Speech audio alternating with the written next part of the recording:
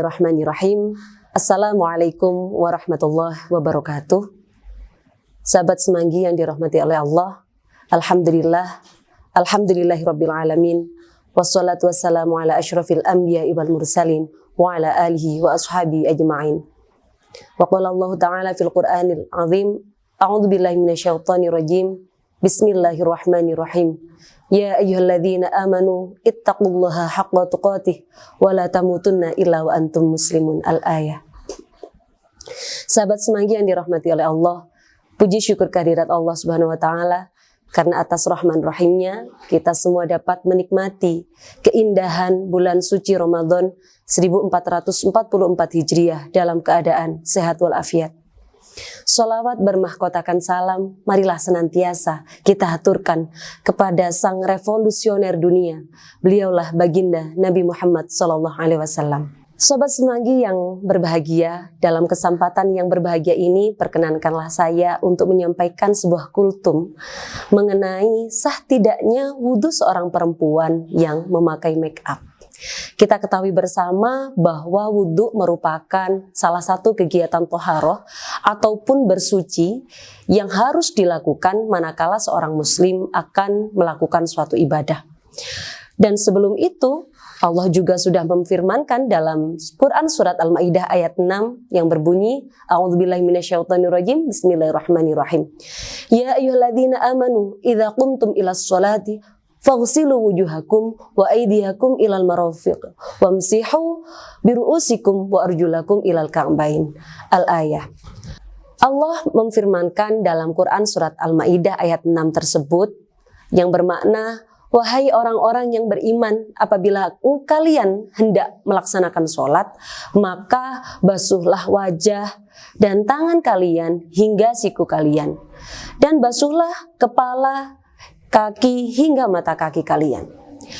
Dari firman Allah tersebut kita bisa memahami bersama bahwa wudhu merupakan perkara yang harus kita lakukan sebagai seorang muslim ketika hendak melakukan suatu ibadah.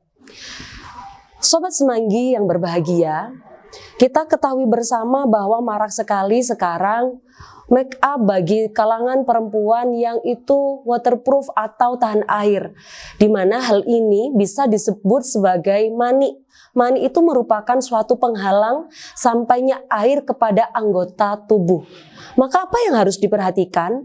Yang pertama, kita harus memperhatikan dulu syarat-syarat dari wudhu tersebut. Yang pertama, Islam tamyiz. Tamyiz itu merupakan orang ketika dia sudah bisa makan, minum maupun melakukan istinja sendiri. Yang ketiga, menggunakan air yang bersih. Yang keempat, terbebas dari mani ataupun penghalang yang bisa menghalangi sampainya air terhadap anggota wudhu. Dan yang terakhir adalah masuknya waktu sholat bagi orang-orang yang memiliki daimul hadas atau orang-orang yang terkategori orang-orang yang memiliki mengeluarkan hadas yang terus-menerus semisal kentut dan sebagainya.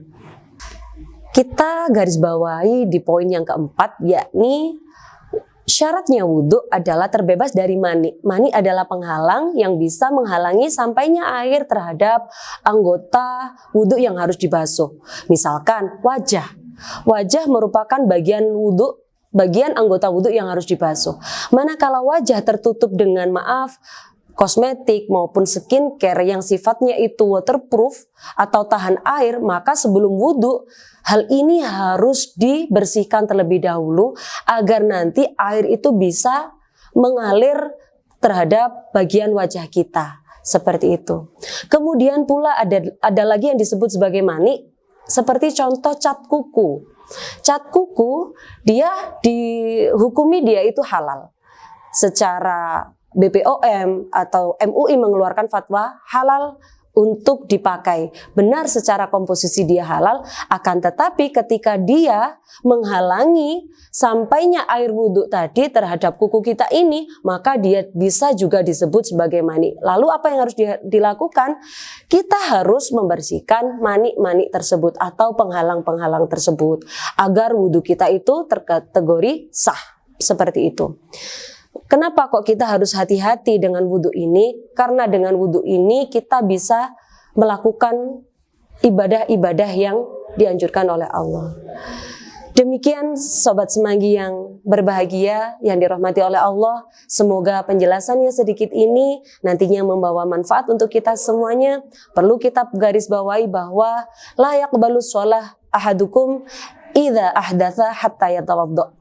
Jadi Sobat Semanggi semuanya, kita dapat menarik kesimpulan dari sabda Nabi Muhammad SAW, la yaqbalus shalah ahadukum idza ahdatsa hatta yatawaddo, bahwa tidak akan diterima sholatnya seseorang yang apabila dia mempunyai hadas sampai dia melakukan wudhu. Di sini kita fahami bersama bahwa wudhu merupakan kegiatan yang sangat penting, kegiatan bersuci yang harus kita lakukan sebelum kita melakukan suatu ibadah yang lain. Semoga yang sedikit ini bermanfaat, semoga kita senantiasa dalam lindungan dan rahmatnya Allah.